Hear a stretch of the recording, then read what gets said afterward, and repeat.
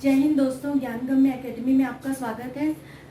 ACF ranger की chemistry की series में आज मैं आप लोगों को पढ़ाऊंगी केमिकल कंपाउंड्स। और केमिकल कंपाउंड्स में हमें देखना है जो कि आपके सिलेबस में है, water, washing soda, baking soda, bleaching powder and plaster of Paris. Water अपने आप में एक बहुत ज़्यादा बड़ा टॉपिक है, तो आज के अपने अभी के वीडियो में मैं केवल आपको वाटर कवर कराऊंगी। तो वाटर तो ऐसे सबको पता है कि नॉर्मली वाटर क्या होता है, वाटर का इम्पोर्टेंस क्या है, ये एक कॉमन फिनोमिना है। लेकिन हमको वाटर का स्ट्रक्चर क्या है, उसकी प्रॉपर्टीज़ क्या है, उसकी फिजिकल प्रॉपर्टीज़ क्या है, उसकी केमिकल प्रॉपर्टीज़ क्या है, ये सब हमें यहाँ पे देखना है। जब आगे मैं आपको वीडियो में एक्सप्लेन करूँगी तो आपको पता चलेगा कि वाटर अपने आप में जितना सिंपल दिखता है उतना ही जटिल है। अच्छा, सबसे पहले हमको तो ये सब पता ही है कि ह्यूमन बॉडी में 65% वाटर रहता है, प्लांट में 95% वाटर रहता है। ह्यूमन बॉडी में, ह्यूमन बींग्स में या लिविंग बींग्स में, ह्यूमन बॉडी में जो वाटर का परसेंट रहता है, बॉडी मास रहता है, वो 65% रहता है। और प्लांट बॉडी में जब हम वाटर का परसेंटेज देखते हैं, प्लांट बॉडी में वो रहता है आपका 95%। वैसे ही हम जब देखते हैं, हम देखेंगे अगर रिसर्च में या रिसर्च एनालिसिस या सर्वे में हम देखते हैं जो डेटा रिलीज किया है वैज्ञानिकों ने, तो उसमें हम ये पाते हैं, और जो जियोग्राफिकल डेटा है उसके अकॉर्डिंगली हमारी धरती का कम से कम 97.33% जो वाटर है वो किसमें लॉक है? ओशन में, समुद्र में, महासागर में। केवल 2.77% जो वाटर है वो किस में लॉक है? ग्लेशियर्स में, झील में। ग्लेशियर्स, रिवर, झील, ठीक है, पॉन्ड्स, लेक, ये जो वाटर का परसेंटेज होता है 2.77%, वो इसमें लॉक है। और जो बहुत बड़ा पार्ट है धरती, जिसकी वजह से जो हमारी जो धरती है वो ब्लू प्लैनेट कहलाती है, तो धरती में का जो 97.33% पार्ट है वाटर का, वो किस में लॉक है? ओशन में। और समुद्र के पानी को तो हम पी नहीं सकते, ना ड्रिंकिंग पर्पस में यूज कर सकते हैं, और ना ही उसे हम अपने डेली यूजेस में काम लेके आ सकते हैं। तो हमको केवल जो ये 2.77% है, जो कि 97.33% के कंपैरिजन में काफ़ी कम है, वही उतना ही पानी हमको उपयोग के लिए मिलता है। लेकिन वो भी अब ग्लेशियर्स भी पिघल के, ग्लोबल वार्मिंग की वजह से ग्लेशियर्स भी पिघल के क्या होते जा रहे हैं? समुद्र में मिलते जा रहे हैं। तो हम देखते हैं कि अपनी बर्बादी के लिए हम खुद ही रिस्पॉन्सिबल हैं। आगे हम देखते हैं वाटर का structure of water. Structure of water, ठीक, वाटर का केमिकल फॉर्मूला सबको पता है, H2O। इसका मॉलिक्यूलर वेट भी, वाटर मॉलिक्यूल बन गया है ना, इसका मॉलिक्यूलर वेट भी 18 होता है, ठीक है। तो अब इसका स्ट्रक्चर हम देखते हैं। तो इसके स्ट्रक्चर हमको 3 टाइप के इसके स्ट्रक्चर देखने को मिलते हैं। सबसे पहले, अच्छा, वाटर 3 फॉर्म्स में मिलता है, 3 फेजेस होते हैं वाटर के, 3 प्रावस्थाएं होती हैं, ठीक है। 3 प्रावस्थाएं कौन कौन सी है? पहला सॉलिड, दूसरा है आपका लिक्विड, और तीसरा है आपका गैसियस।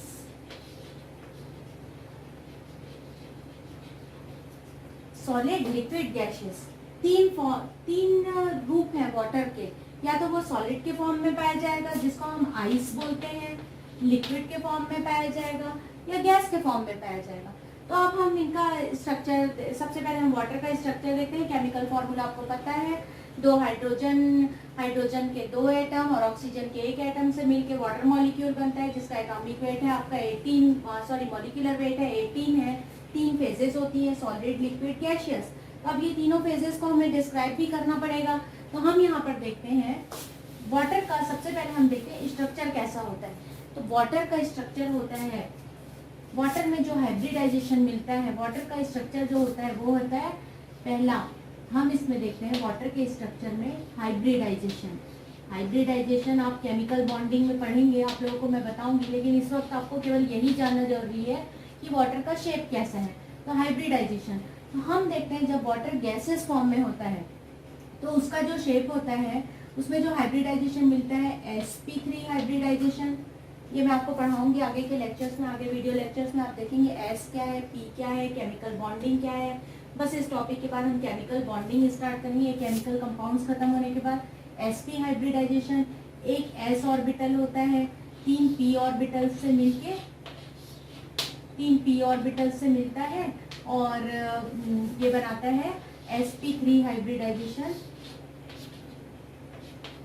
3 आपका होगा px py pz, एक ऐसा s ऑर्बिटल, ये एक s ऑर्बिटल और 3 p ऑर्बिटल, 2 s, तो क्या होगा s ऑर्बिटल किसका होगा, हाइड्रोजन का होगा, और जो p ऑर्बिटल्स है वो किसके होंगे, ऑक्सीजन के होंगे, क्योंकि ऑक्सीजन में ही पॉसिबिलिटी है p ऑर्बिटल्स के पाए जाने की।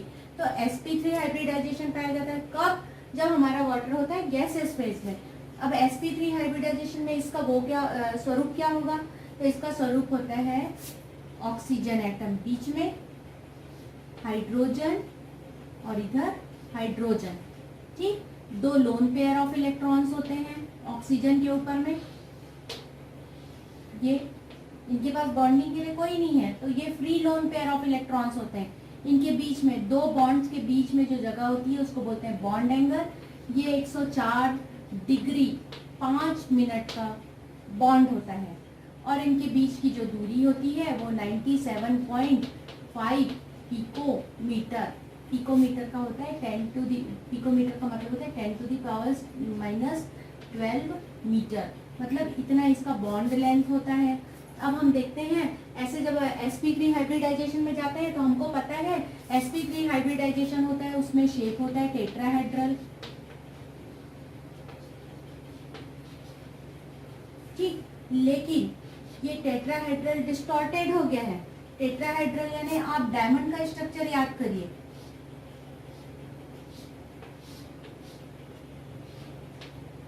ये डायमंड का स्ट्रक्चर आपका टेट्राहेड्रल स्ट्रक्चर है, लेकिन अब ये डिस्टॉर्टेड हो गया। क्यों डिस्टॉर्टेड हो गया भाई, क्योंकि यहाँ पर 2 लोन पेयर ऑफ इलेक्ट्रॉन्स पाए जा रहे हैं, और आपको पता है कि जब 2 निगेटिव चार्जेस आपस में टकराते हैं तो उनमें रिपल्शन होता है, वो एक दूसरे से दूर भागते हैं। तो ये 2 जो इलेक्ट्रॉन्स हैं, 2 लोन पेयर इलेक्ट्रॉन्स हैं, ये निगेटिवली चार्ज हैं, एक दूसरे को ये रिपेल कर रहे हैं।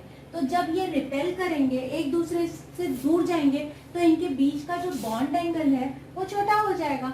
और sp3 हाइब्रिडाइजेशन में ऐसे तो नॉर्मली 109 डिग्री 28 मिनट का बॉन्ड एंगल पाया जाता है।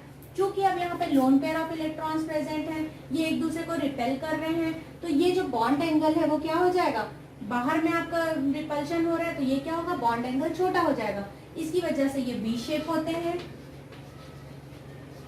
बेंट स्ट्रक्चर होते हैं, बेंट यानी झुके हुए, बेंट स्ट्रक्चर बेंट शेप के होते हैं। और दूसरा, इनके बीच का बॉन्ड एंगल 104 डिग्री 5 मिनट का हो जाता है। इनका जो बॉन्ड लेंथ तो ठीक है, अब इसकी वजह से ये क्या हो जाता है, डिस्टॉर्टेड टेट्राहेड्रल, इसको बोलते हैं विकृत चतुष्कोणीय या चतुष्फलकीय, ठीक है। तो ये कहलाता है डिस्टॉर्टेड टेट्राहेड्रल, वी शेप होता है, बेंट शेप होता है, ठीक है। अब यहाँ पे हमने देखा ये कब होता है, जब ये गैसियस स्टेट में होता है, कौन, वाटर, ठीक है। तो यहाँ पे 2 रिपल्शन की वजह से आपका बॉन्ड ये हो गया। अब हम आते हैं इसमें जो डाइपोल मोमेंट होता है वो देखते हैं। ये आपको समझ में आ ही गया होगा, sp3 hybridization V shape structure, bent shape होता है, डिस्टॉर्टेड या विकृत, आपका विकृत या डिस्टॉर्टेड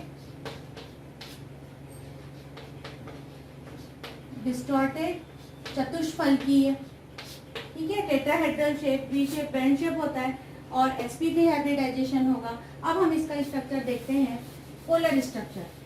पोलर स्ट्रक्चर क्या होता है, पोलैरिटी कैसे आती है, किसी भी बॉन्ड में पोलैरिटी कब आती है, जब प्लस चार्ज और माइनस चार्ज आपस में जुड़े होते हैं। तो हाइड्रोजन आपका प्लस चार्ज वाला होता है और ऑक्सीजन आपका माइनस चार्ज वाला होता है। तो ये दोनों के बीच में बॉन्ड जो होता है वो क्या होता है, आपका बॉन्ड पोलर बॉन्ड होगा, पॉजिटिव बॉन्ड और पॉजिटिव और निगेटिव की वजह से, ठीक है। तो यहाँ पे हमको पता है इसका जो आपका डाइपोल मोमेंट को म्यू से शो करते हैं। ये 1.84 डी या डाइन, ठीक है। डाइपोल मोमेंट इसको बोलते हैं, डाइपोल मोमेंट या ध्रुवणता, डाइपोल मोमेंट या ध्रुवणता, द्विध्रुवणता।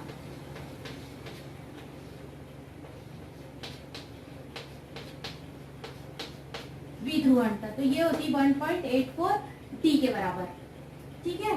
तो ये फिक्स होता है, ये आप लोगों को याद करना पड़ेगा। उसके बाद हम यहाँ पे एक और आते हैं, इसमें पोलैरिटी, चार्जेस कैसे होते हैं। तो अब एक ये सेकेंड स्ट्रक्चर, एक sp3 बताया, एक डाइपोल मोमेंट के साथ मैंने बताया। दूसरा स्ट्रक्चर मैं आपको ये बता रही हूँ, ये ऑक्सीजन है, ये हाइड्रोजन है। ऑक्सीजन की इलेक्ट्रोनिगेटिविटी फ्लोरीन से थोड़ा सा कम होती है। सबसे ज्यादा पीरियोडिक टेबल में हम देखते हैं इलेक्ट्रोनिगेटिविटी किसकी सबसे ज्यादा होती है, फ्लोरीन की, और उससे थोड़ी सी कम इलेक्ट्रोनिगेटिविटी होती है ऑक्सीजन की। तो अब जाहिर सी बात है हाइड्रोजन की इलेक्ट्रोनिगेटिविटी तो बहुत कम होगी, और इलेक्ट्रोनिगेटिविटी का मतलब होता है इलेक्ट्रॉन्स को अपनी ओर खींचने की क्षमता, अपनी ओर खींचना। तो ऑक्सीजन क्या है, ज्यादा इलेक्ट्रोनिगेटिव है किसके कंपैरिजन में, हाइड्रोजन के कंपैरिजन में। तो इसके जो इलेक्ट्रॉन्स हैं, बॉन्ड वाले जो इलेक्ट्रॉन्स हैं, वो क्या करेगा ऑक्सीजन, ये अपनी तरफ खींचेगा, ये अपनी तरफ खींचेगा। तो ये दोनों में प्लस पॉजिटिव चार्ज रहेगा, इंडक्टिव इफेक्ट बोलते हैं, और इसमें रहेगा 2 minus inductive effect delta, delta से शो करते हैं। दो हाइड्रोजन के पास एक एक प्लस चार्ज है। अब इसकी इलेक्ट्रोनिगेटिविटी ज्यादा है, ऑक्सीजन की इलेक्ट्रोनिगेटिविटी बहुत ज्यादा है। जो इसकी विद्युत ऋणात्मकता बोलते हैं, वो भी आपको आगे पेरियोडिसिटी और केमिकल बॉन्डिंग में मैं आपको पढ़ाऊंगी।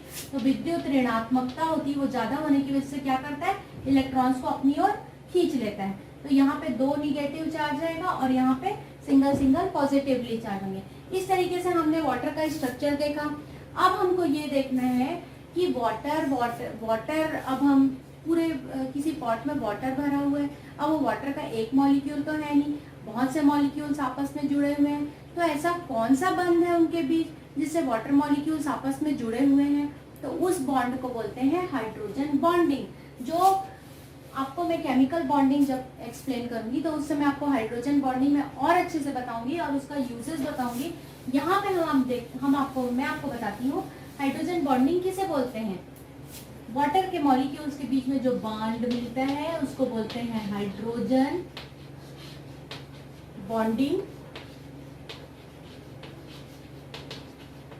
या हिंदी में बोलेंगे हाइड्रोजन बंध या आबंध। हाइड्रोजन बॉन्डिंग क्या होता है, जब ऑक्सीजन, वाटर का स्ट्रक्चर है OH, ऑक्सीजन निगेटिवली चार्ज, जब ऑक्सीजन, ठीक है, जब हाइड्रोजन किसी हाईली इलेक्ट्रोनिगेटिविटी निगेटिव मॉलिक्यूल के एटम के संपर्क में आता है तो वहां पे जो बॉन्ड बनता है उसको बोलते हैं हाइड्रोजन बॉन्डिंग। अब ये तो एक वाटर का मॉलिक्यूल है, ठीक है, तब इसके पास एक और वाटर मॉलिक्यूल आया, एक और वाटर मॉलिक्यूल आया, तो यहाँ पे इसके पास भी हाइड्रोजन है, ठीक, इसके पास भी हाइड्रोजन है। तो ये ऑक्सीजन क्या करेगा, इस हाइड्रोजन के साथ एक हल्का सा बॉन्ड बना लेगा, ठीक है, इधर भी एक बॉन्ड बना लेगा। तो ये जो ऑक्सीजन और एक इंटरमॉलिक्यूल का मतलब होता है दो मॉलिक्यूल के बीच में अंतरा अणु, इंटर मॉलिक्यूलर, जिसे बोलते हैं अंतर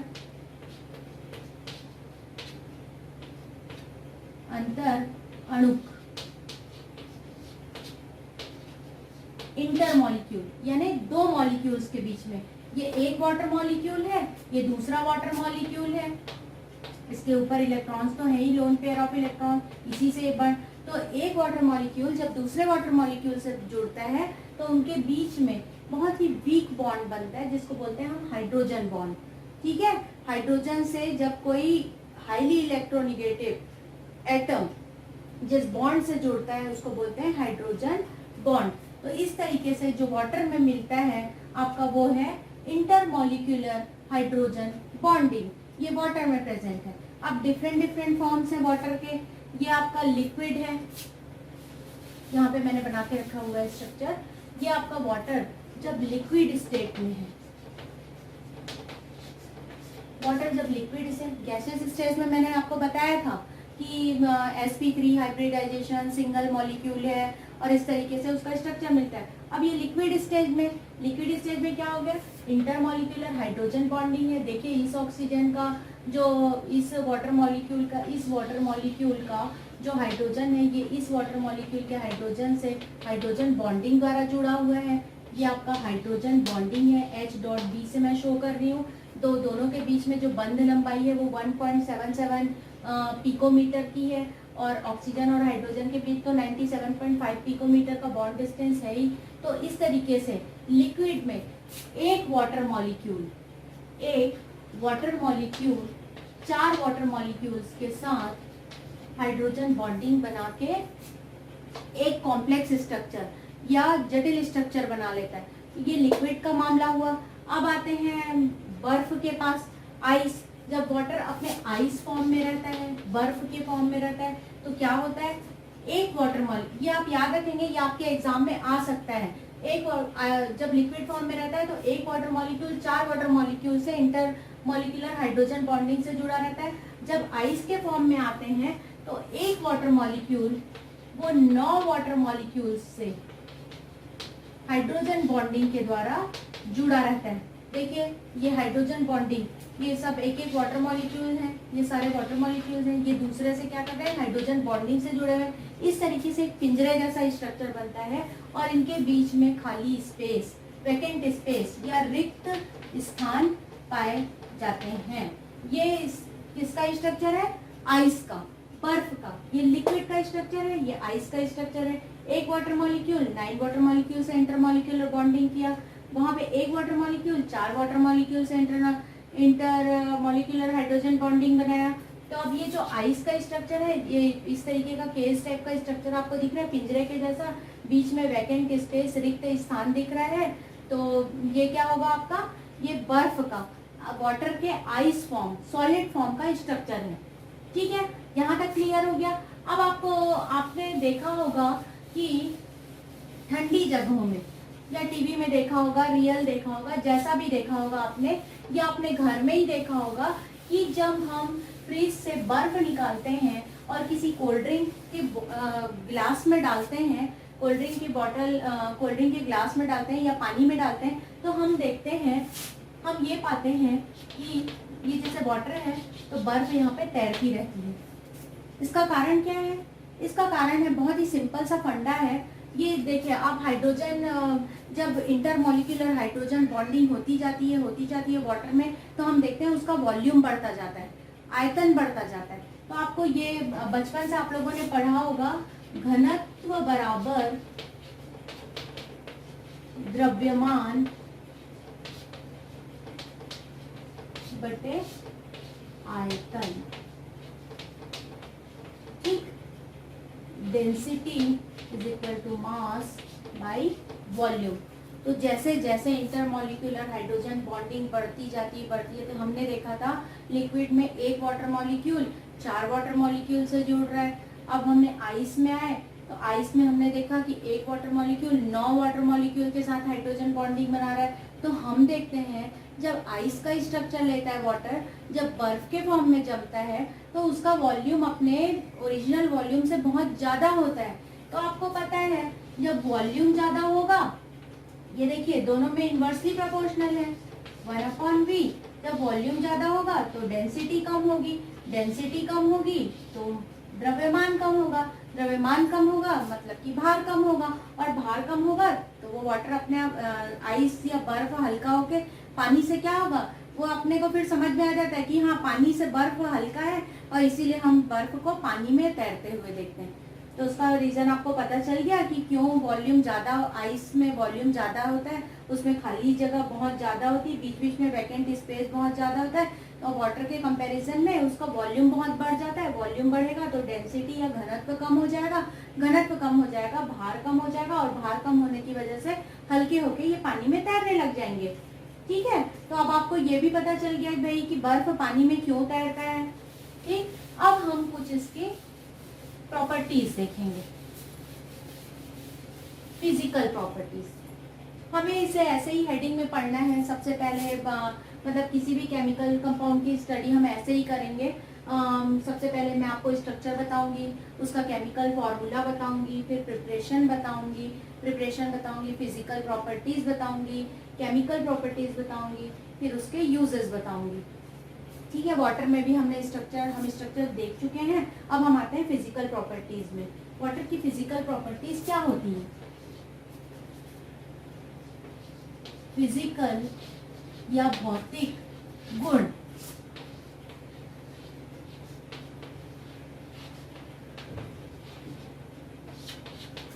से बोलते हैं हिंदी में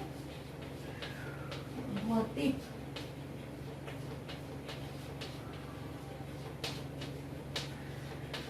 गुण। ठीक, तो सबसे पहली प्रॉपर्टी, मोस्ट इंपॉर्टेंट प्रॉपर्टी होती है वाटर की, सबसे पहली प्रॉपर्टी होती है इसका जो बॉइलिंग पॉइंट। ठीक, बॉइलिंग पॉइंट जिसे बोलते हैं हिंदी में क्वथनांक, फ्रीजिंग पॉइंट, FT लिख रही हूं आपको मैं, फ्रीजिंग पॉइंट इसे बोलते हैं हिमांक, फिर आ गया आपका मेल्टिंग पॉइंट, इसको बोलते हैं गलनांक,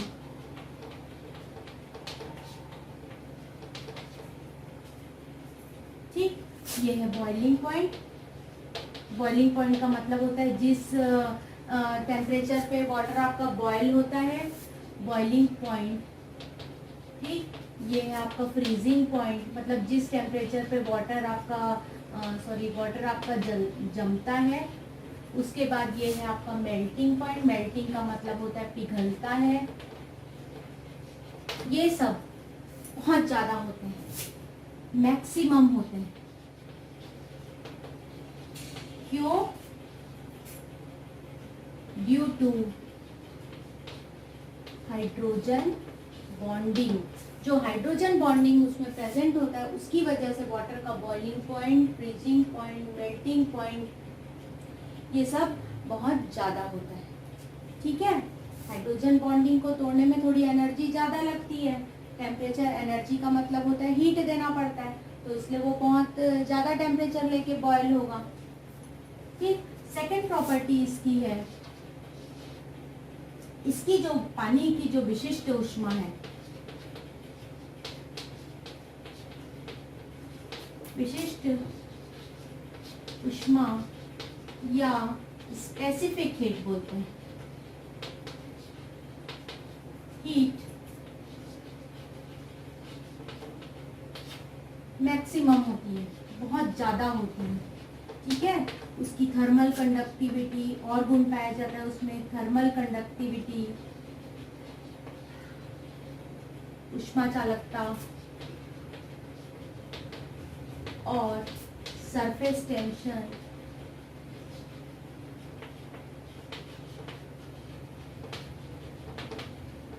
इन सब गुणों का हमारे जीव जगत में बहुत बड़ा फर्क पड़ता है, क्योंकि अगर ये गुण वाटर में प्रेजेंट है तभी हमारे जो क्लाइमेट, हमारी जो जलवायु है उसका टेम्परेचर मॉडरेट रह सकता है, मतलब सहनीय रह सकता है, मध्यम रह सकता है, तभी हम वहाँ पे सरवाइव कर सकते हैं। और हमारी बॉडी टेम्परेचर को भी मेंटेन करने में वाटर का बहुत बड़ा रोल है, कारण उसका जो ये हाई वेपराइजेशन हीट और जो मैक्सिमम जो हीट कैपेसिटी है उसकी वजह से ये हमारे बॉडी टेम्परेचर और वातावरण के टेम्परेचर को मॉडरेट बना के रखता है। इसीलिए डॉक्टर बोलता है, किसी भी चीज़ की कमी होती है बोलता है कि पानी पियो, पानी खूब पीना चाहिए। पानी पीने से, पानी हर मर्ज की दवा है, क्योंकि पानी बॉडी के टेम्परेचर को मेंटेन करके रखता है। तीसरी है property high dielectric constant.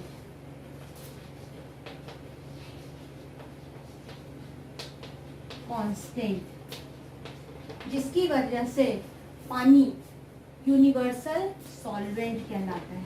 इसका डाइलेक्ट्रिक कांस्टेंट बहुत ज़्यादा होता है, इसीलिए ये क्या कहलाता है, यूनिवर्सल सॉल्वेंट होता है।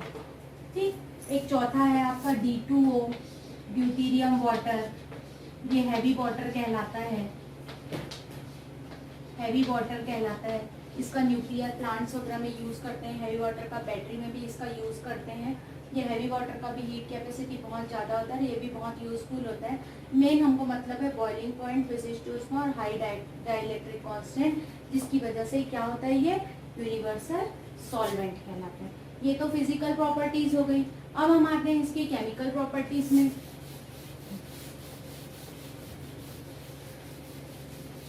इसकी केमिकल प्रॉपर्टीज में हम देखते हैं कि जो वाटर होता है, जितने भी केमिकल रिएक्शंस होते हैं, वाइड केमिकल रिएक्शंस, उसमें वाटर का बहुत बड़ा योगदान होता है। ये सभी प्रकार के केमिकल रिएक्शंस देता है। क्यों देता है ये सभी प्रकार के केमिकल रिएक्शंस, उसका रीजन हम यहाँ पे देखते हैं। यहाँ पे मैं हेडिंग डालती हूँ केमिकल प्रॉपर्टीज। केमिकल प्रॉपर्टीज, ठीक। केमिकल प्रॉपर्टीज क्यों, क्योंकि ये वाइड मतलब बृहत स्वरूप में ये केमिकल रिएक्शंस देता है। Wide range of chemical reactions, chemical reactions, ठीक। केमिकल प्रॉपर्टीज को हिंदी में बोलते हैं रासायनिक गुण।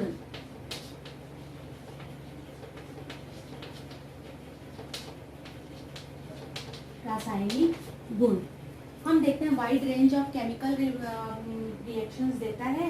और सबसे पहले हम देखते हैं ये एसिड की तरह बिहेव करता है, as acid, as base, as, ये एसिड की तरह भी बिहेव करता है, बेस की तरह भी बिहेव करता है, मतलब व्यवहार करता है। ये ऑक्सीडेंट की तरह भी काम करता है, मतलब ऑक्सीडाइजिंग एजेंट भी है। ये रिड्यूसिंग एजेंट भी है, रिडक्टेंट की तरह भी कार्य करता है, मतलब सामने वाले को रिड्यूस भी कर देता है। प्लस मेटल आयंस के लिए लिगेंड का काम करता है, act as ligand for metal ions. जो धातु आयन होते हैं उनके लिए लिगेंड का काम करता है।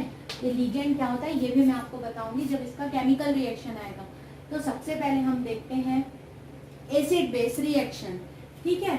इसमें एक वर्ड आता है एम्फोटेरिक। एम्फोटेरिक का मतलब वह कंपाउंड जो एसिड की तरह भी बिहेव करे और बेस की तरह भी बिहेव करे, उसे बोलते हैं एम्फोटेरिक, मतलब उभयधर्मी। एसिड यानी अम्ल, बेस यानी क्षार। मैंने अपने पिछले वीडियो में आपको बताया है, अगर कोई भी डाउट है तो आप उस वीडियो में जाकर देख सकते हैं। तो सबसे पहला रिएक्शन हम देखते हैं एसिड बेस रिएक्शन। पहला रिएक्शन है आपका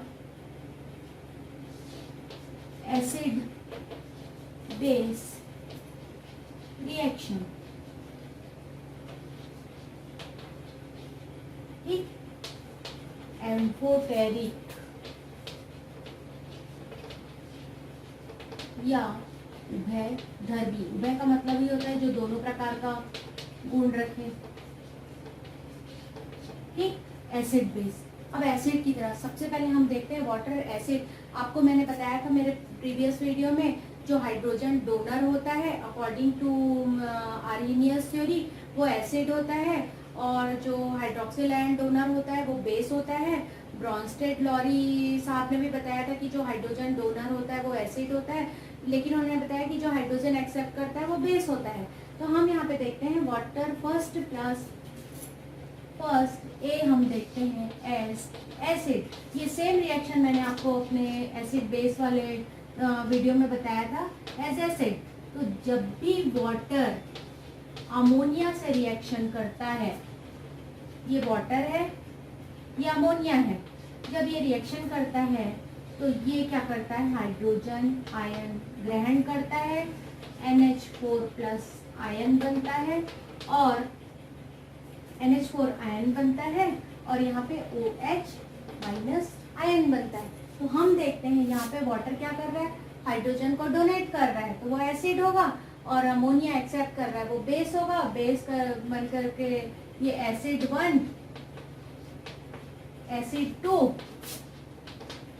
ये आगे रिएक्शन में जाएगा, ये बेस 1 और ये बेस 2। ठीक, मैंने आपको बताया था जो भी निगेटिवली आयन चार्ज आयन होंगे वो सारे बेस होंगे। तो एसिड 1, एसिड 2। सेकेंड हम देखते हैं एस बेस की तरह, वाटर बेस की तरह भी रिएक्शन करता है भाई, बेस।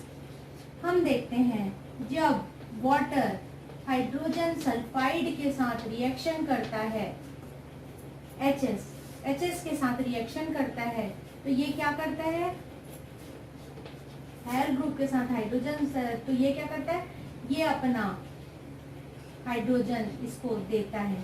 ठीक, तो ये हाइड्रोजन देता है, तो ये बनेगा hydronium ion plus hydronium ion बनेगा plus SH minus ion.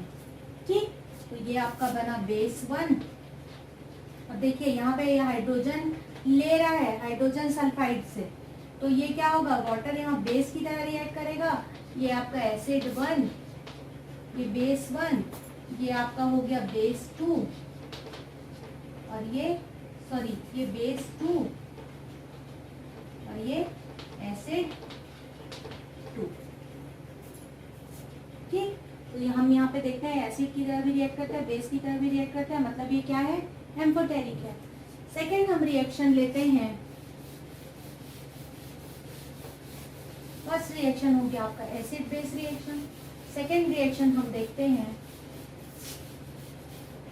Redox reaction. Redox reaction, redox reaction क्या होता है वो भी मैंने आपको बताया था अपने पिछले वीडियो में, केमिकल रिएक्शन वाले में मैंने बहुत अच्छे से एक्सप्लेन किया था। ऐसा रिएक्शन जिसमें रिडक्शन और ऑक्सीडेशन होता है एक साथ, उसे बोलते हैं रिडॉक्स रिएक्शन। तो सबसे पहले हम देखते हैं रिडक्शन का मतलब होता है गेन ऑफ इलेक्ट्रॉन, इलेक्ट्रॉन ग्रहण करने से रिडक्शन होता है, और इलेक्ट्रॉन लॉस करने से क्या होगा, ऑक्सीडेशन होगा। तो हम यहाँ पे देखते हैं वाटर के पास ये बहुत अच्छी प्रॉपर्टी है भाई। क्या करता है वाटर, दो वाटर मॉलिक्यूल है, 2 इलेक्ट्रॉन देता है, ये बन जाता है 2 OH माइनस आयन में प्लस हाइड्रोजन गैस बन जाता है। अब ये क्या करता है, सबसे पहले हम देखते हैं वाटर की प्रॉपर्टी A, इसमें भी हम देखते हैं एस ऑक्सीडाइजिंग एजेंट,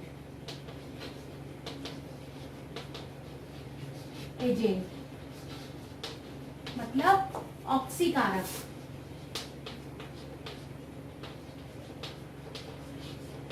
ऑक्सीकारक का मतलब होता है जो खुद रिड्यूस हो जाए लेकिन सामने वाले को ऑक्सीडाइज कर दे। तो इसके पास आता है sodium atom, 2 sodium atom 2 hydrogen molecule से रिएक्शन करके बनाता है सोडियम हाइड्रोक्साइड और निकलती है हाइड्रोजन गैस। तो मतलब इसने क्या किया, सोडियम को ऑक्सीडाइज कर दिया।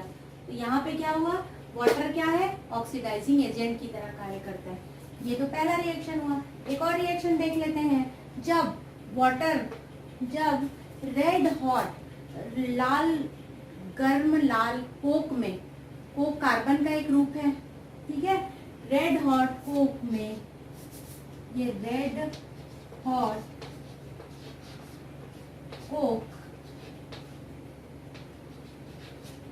कोक में वाटर या स्टीम के फॉर्म में, ठीक, स्टीम के फॉर्म में वाटर मिलाया जाता है, तो ये किस में कन्वर्ट होती है, carbon monoxide plus hydrogen gas. Carbon monoxide भी गैस है, हाइड्रोजन गैस है, दोनों को एक साथ मिला के बोलते हैं सिन गैस। ठीक, तो यहाँ पे हम देख रहे हैं वाटर क्या कर रहा है, कार्बन को ऑक्सीडाइज कर रहा है। तो वाटर क्या है, यहाँ पर भी ऑक्सीडाइजिंग एजेंट का काम कर रहा है। तो यहाँ तक क्लियर हो गया।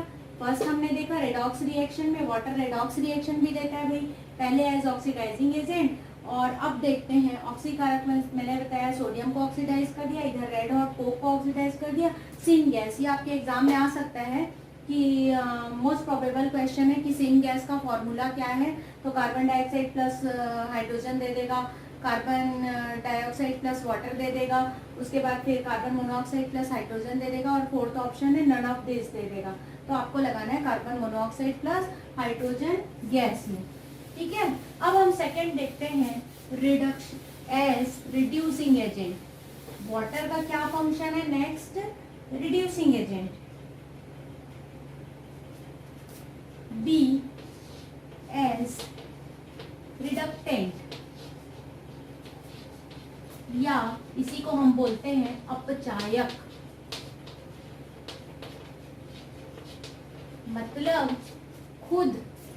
मतलब ये खुद ऑक्सीडाइज हो जाए और सामने वाले को रिड्यूस कर दे, तो क्या होगा? As reducing agent. तो अब हम यहाँ पे देखते हैं कौन सा रिएक्शन है। फ्लोरीन मॉलिक्यूल है, एटम का क्या? फ्लोरीन गैस है, प्लस वाटर से रिएक्शन होता है, तो यहाँ पे H2O, तो यहाँ पे आपका बनेगा oxygen gas plus 4F minus N plus 4H plus ion. देखा आपने, दो फ्लोरीन गैस था, इलेक्ट्रॉन आके इसमें जुड़ गया, निगेटिवली चार्ज हो गया, हाइड्रोजन बाहर निकल गया, मतलब इसको वाटर में क्या कर दिया? इलेक्ट्रॉन्स इसमें ऐड कर दिया, मतलब रिड्यूस कर दिया, मतलब वाटर खुद ऑक्सीडाइज हो गया। देखिए H प्लस में कन्वर्ट हो गया, ऑक्सीजन भी फ्री हो गया, मतलब ये खुद ऑक्सीडाइज हो गया और इसको इसने क्या कर दिया? इसने रिड्यूस कर दिया। एक और रिएक्शन देख लेते हैं फ्लोरीन से। ये फ्लोरीन गैस है भाई, फ्लोरीन गैस। ठीक, एक और रिएक्शन देखते हैं। थ्राइस F2 प्लस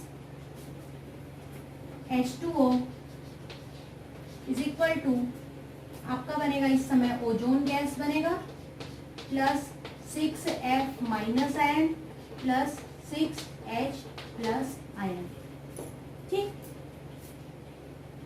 मतलब यहाँ पे भी हम 3H2O होगा।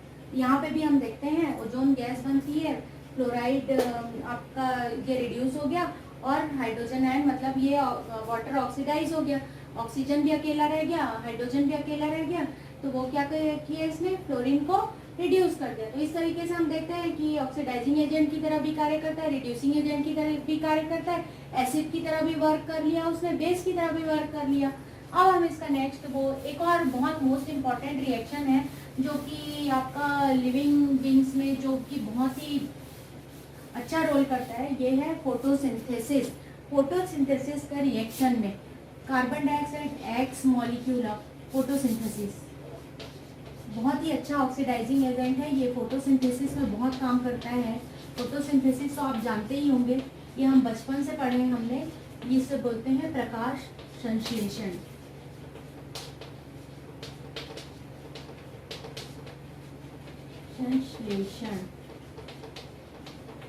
फोटोसिंथेसिस की जब प्रक्रिया होती है तो हमको पता है कि कार्बन डाइऑक्साइड गैस है, एक्स मॉलिक्यूल, प्लस आपका वाई मॉलिक्यूल ऑफ वाटर है। जब ये आपस में सनलाइट, सूर्य का प्रकाश होता है, और एक और चीज़ बहुत ज़रूरी है भाई, वो है आपका क्लोरोफिल। क्लोरोफिल के बिना नहीं हो पाएगा, तो ये कन्वर्ट हो जाता है CH2OY प्लस ऑक्सीजन गैस निकलती है। तो ये अब हम ये देख रहे हैं कि इसने क्या किया, ये इसको ऑक्सीडाइज कर दिया वाटर में। तो ये फोटोसिंथेसिस जो रिएक्शन है, ये बहुत ही अच्छा एग्जांपल है उसके ऑक्सीडाइजिंग एजेंट होने का। ठीक है, ऑक्सीजन को भी इसने अकेले छोड़ दिया, ऑक्सीडाइज कर दिया इसने। अब हम देखते हैं नेक्स्ट जो रिएक्शन है, थर्ड टाइप का रिएक्शन है, वो आपका हाइड्रोलाइटिक रिएक्शन। थर्ड जो टाइप है इसकी केमिकल प्रॉपर्टीज में थर्ड टाइप है वो है आपका हाइड्रोलाइटिक रिएक्शन।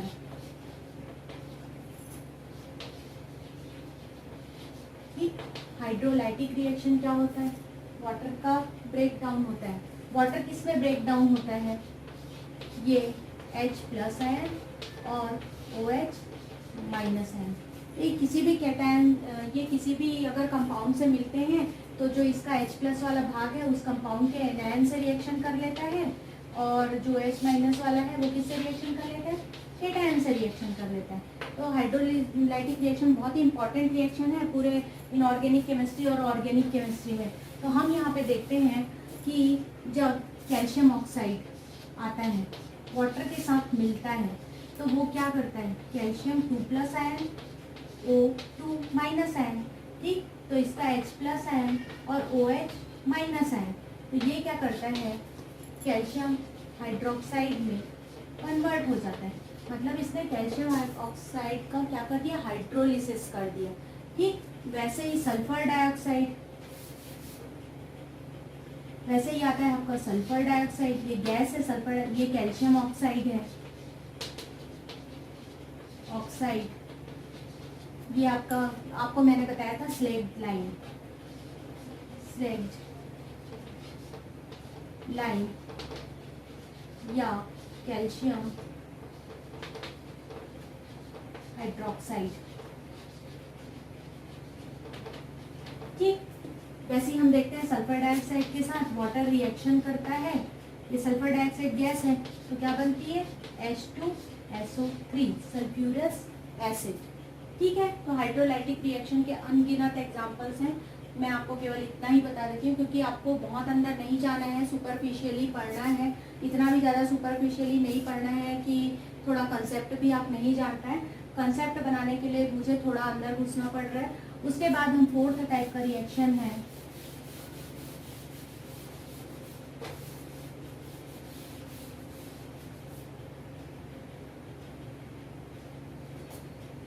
फोर्थ टाइप के रिएक्शन में हम आते हैं।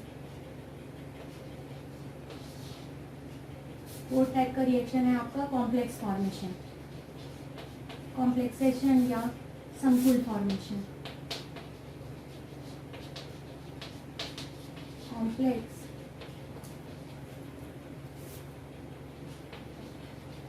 फॉर्मेशन, ठीक। या इसी को बोलते हैं हाइड्रेशन रिएक्शन, मतलब एडिशन ऑफ वाटर रिएक्शन। बहुत सारे एग्जाम्पल आपने देखे होंगे, जैसे कि आपका सोडियम कार्बोनेट है, आगे हम इसकी स्टडी करेंगे। इसमें 10.10 H2O डेकाहाइड्रेट होता है, बेरियम क्लोराइड होता है, उसमें 2 वाटर मॉलिक्यूल जुड़े होते हैं। एक आपका कॉपर सल्फेट होता है, कॉपर सल्फेट में 5 वाटर मॉलिक्यूल जुड़े होते हैं। ये सारे हाइड्रेशन रिएक्शन है, हाइड्रेटेड फॉर्म में रहते हैं ये, ठीक है। तो हम यहाँ पे मोस्ट इम्पॉर्टेंट है कॉपर सल्फेट को देख लेते हैं। कॉपर सल्फेट में क्या होता है? 4 वाटर मॉलिक्यूल तो कॉपर से जुड़े होते हैं। ये एग्जाम में आ सकता है, ये कुछ पिछले जो व्यापम वगैरह ने एग्जाम दिया था उस एग्जाम में आया था कि कॉपर के साथ कितने वाटर, ये लिगेंड का काम करता है। लिगेंड यानी लिगेंड आपका लाइगेंड होता है, पॉजिटिव भी हो सकता है, पॉजिटिव भी हो सकता है, कैटायन भी हो सकता है, निगेटिव भी हो सकता है, न्यूट्रल भी हो सकता है, ठीक है। तो वाटर यहाँ पे न्यूट्रल है। तो ये कॉपर के साथ रिएक्शन करता है, कॉपर सल्फेट के साथ, ये पेंटाहाइड्रेट के फॉर्म में 5 वाटर मॉलिक्यूल मतलब पेंटाहाइड्रेट। तो कॉपर के साथ ये डोनर होते हैं, इसमें लोन पेयर ऑफ इलेक्ट्रॉन होता है ऑक्सीजन का। तो ये क्या करते हैं? H, ठीक, H 4 वाटर मॉलिक्यूल तो कॉपर आयन से जुड़े रहते हैं। ये कोऑर्डिनेशन बॉन्ड ना, जो कम्प्लीटली अपने इलेक्ट्रॉन को, कम्प्लीटली नहीं, पार्शियली डोनेट कर दे, उस डोनेट किए हुए लोन पेयर ऑफ इलेक्ट्रॉन में दोनों मॉलिक्यूल का बराबर की साझेदारी रहती है। ये हाइड्रोजन, यहाँ पर भी ऑक्सीजन, इधर ऑक्सीजन के पास ही लोन पेयर ऑफ इलेक्ट्रॉन है तो ऑब्वियसली वो ऑक्सीजन से ही जुड़ेगा, ठीक। तो ये यहाँ पे इस तरीके का एक रिएक्शन स्ट्रक्चर रहता है। और इस पे आपको पता है ये O हाइड्रोजन बॉन्डिंग होगी, अभी आपको मैंने बताया था। ये H, ये सल्फर के साथ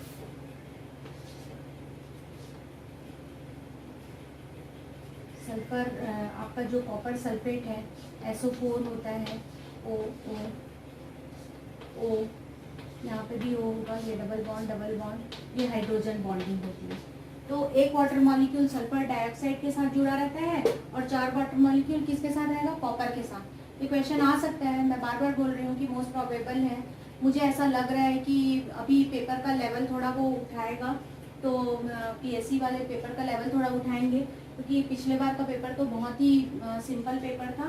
तो ये आप ध्यान में रखिए कि 4 वाटर मॉलिक्यूल है वो कॉपर आयन के साथ जुड़ेंगे और एक वाटर मॉलिक्यूल है आपका हाइड्रोजन बॉन्डिंग के थ्रू किससे जुड़ेगा, सल्फर डाइऑक्साइड से जुड़ा रहता है। तो यहाँ तक ये आपका हो गया। और आपको एक लास्ट बता देती हूँ आपको, इंटरस्टिशियल वॉइड्स में रहता है। इंटरस्टिशियल मतलब ये 5वां होगा, इंटरस्टिशियल फॉर्म में। इंटरस्टिशियल का मतलब होता है, फॉर एग्जाम्पल बेरियम अंतरावस्था, मतलब अंदर में, क्रिस्टल के अंदर में जो गड्ढे होते हैं वहाँ पे ये वाटर जुड़ा रहता है। जैसे कि बेरियम क्लोराइड हुआ, बेरियम क्लोराइड में 2 हाइड्रोजन, मतलब ये डाईहाइड्रेट होते हैं, 2 वाटर मॉलिक्यूल जुड़े ही हुए रहते हैं। तो बेरियम क्लोराइड का जो क्रिस्टल का स्ट्रक्चर होता है, इस तरीके से क्रिस्टल का स्ट्रक्चर होता है, इस तरीके से ऐसे स्ट्रक्चर। तो आप देख रहे हैं कि ये क्रिस्टल स्ट्रक्चर के बीच में एक ये गड्ढे के जैसा बना है, इसको बोलते हैं वॉइड, मतलब इंटरस्टिशियल, अंतरावस्था क्या बोलना चाहिए उसको, स्थान, स्पेस या जगह है ना, गड्ढे। तो यहाँ पे वाटर मॉलिक्यूल मिलते हैं, ठीक। तो ये इंटरस्टिशियल फॉर्म में भी मिलते हैं ये वाटर मॉलिक्यूल। बेरियम क्लोराइड का बहुत अच्छा, बेरियम क्लोराइड इसका बहुत ही, डाईहाइड्रेट बेरियम क्लोराइड इसका बहुत ही अच्छा उदाहरण है। अब हम देखते हैं एक जनरल फिनोमिना है वाटर के फॉर्म्स। वाटर की क्या यूजेस है वो तो आपको पता है, बहुत ही नॉर्मल है, ड्रिंकिंग पर्पस में, हाउस होल्ड में, कंस्ट्रक्शन में, ठीक है, एग्रीकल्चर में, मतलब wide range of uses water you can see in your daily life, ठीक है। अब हम देखते हैं, ये तो केमिकल प्रॉपर्टीज भी हमारा कंप्लीट हो गया। नेक्स्ट हम देखते हैं वाटर। वाटर के 2 फॉर्म्स होते हैं वाटर, ये मैं आपको बता देती हूँ, हो सकता है कि इससे भी क्वेश्चन आ जाए। तो वाटर है आपका 2 प्रकार का होता है, एक हार्ड वाटर होता है, एक सॉफ्ट वाटर होता है। हार्ड वाटर वो वाटर होता है जो साबुन के साथ, जैसे हम देखते हैं कि बोलते हैं अरे यार मेरे एरिया का पानी बहुत हार्ड है, कितना भी साबुन सर्फ लगा लो कपड़े छूटते नहीं है, शैम्पू लगा लो बाल नहीं छूटते हैं। तो उसका मतलब हार्ड वाटर का मतलब क्या होता है, ऐसा वाटर जो डू नॉट प्रोड्यूस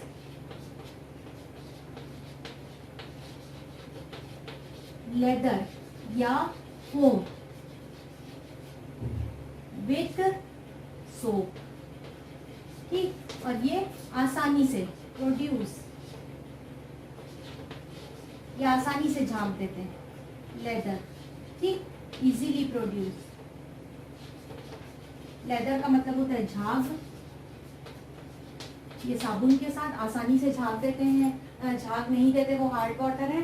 और जो आसानी से वो देते हैं, झाग देते हैं, छूट जाता है कपड़ा, बाल छूट जाता है, शैम्पू से पानी आसानी से निकल जाता है, साबुन, तो वो होता है सॉफ्ट वाटर। अब हार्ड वाटर भी 2 प्रकार का होता है, हार्डनेस, ठीक है, हार्डनेस भी 2 प्रकार का होता है। एक आपका होगा परमानेंट हार्डनेस और ये एक आपका होगा टेम्परेरी हार्डनेस।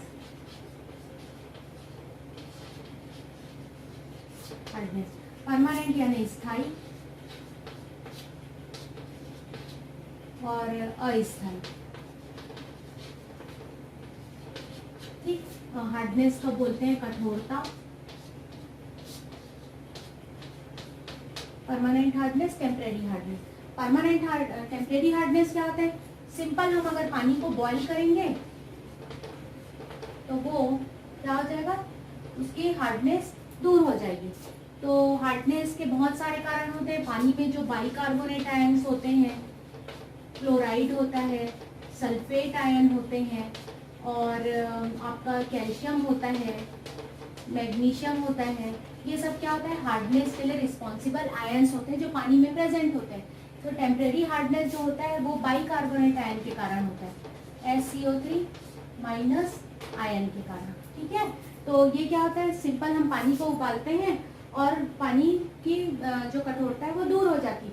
लेकिन जो परमानेंट हार्डनेस होता है वो होता है क्लोराइड, सल्फेट और आपका कैल्शियम, मैग्नीशियम, इसकी वजह से। तो इसके लिए बहुत सारे उपाय करने पड़ते हैं, आयन एक्सचेंजर लगाना पड़ता है, परम्यूटेट मेथड है, जियोलाइट मेथड है। ये सब उपाय लगा के परमानेंट हार्डनेस को दूर कर सकते हैं। हम इसके अंदर में नहीं जाते क्योंकि वहाँ सिलेबस में नहीं है। और लेकिन आपको जब सोपर डिटर्जेंट बताऊंगी तो उस समय आपको थोड़ा डिटेल से बताऊंगी कि सोपर डिटर्जेंट के साथ ये कैसा रिएक्शन करता है। तो दोस्तों, मुझे लगता है कि अभी तक का मैंने जो भी समझाया आपको आसानी से समझ में आया होगा, क्योंकि मेरी कोशिश यही रहती है कि बहुत ही इजी लैंग्वेज में मैं आप लोगों को ये अपना लेक्चर प्रोवाइड कर सकूं ताकि ज़्यादा से ज़्यादा लोगों तक पहुंचे। और अगर अभी तक के मेरे लेक्चर में आपको किसी प्रकार का डाउट है तो प्लीज़ कमेंट बॉक्स में कमेंट कीजिए। और अगर आप मेरा वीडियो पसंद है तो लाइक करें, शेयर करें और ज़्यादा से ज़्यादा मात्रा में सब्सक्राइब करें। Thank you.